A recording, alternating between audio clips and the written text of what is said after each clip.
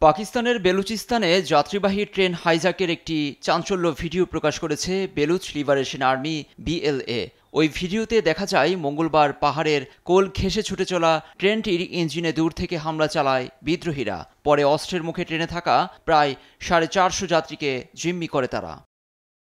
যৌথ বাহিনীর প্রায় 30 ঘন্টার নাটকীয় অভিযান শেষে বুধবার রাতে পাকিস্তান সেনাবাহিনী দাবি করে ওই এলাকায় এবং ট্রেনের সব অস্ত্রধারীকে হত্যা করা হয়। ISPR জানায় চূড়ান্ত অভিযানের সময় কোনো যাত্রী নিহত হননি, তবে অভিযানের আগেই 21 যাত্রীকে হত্যা করে বিদ্রোহীরা। বেশ কয়েকজন নিরাপত্তা সদস্যেরও প্রাণহানি ঘটে।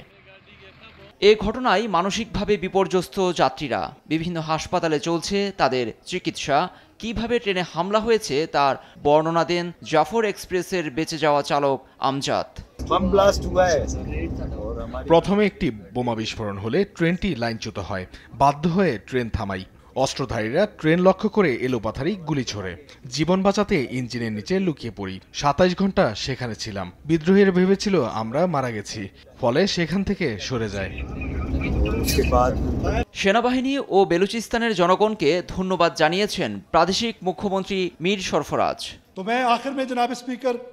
কেউ আমাদের উপর আক্রমণ চালালে তার প্রতিক্রিয়া জানানোর অধিকার আছে। আমাদের সাহসী নিরাপত্তা বাহিনী ও বিশেষ করে সেনাদের প্রতি কৃতজ্ঞ, যারা গুলিবিদ্ধ হওয়া সত্ত্বেও জীবন বাজি রেখে সবাইকে মুক্ত করেছেন।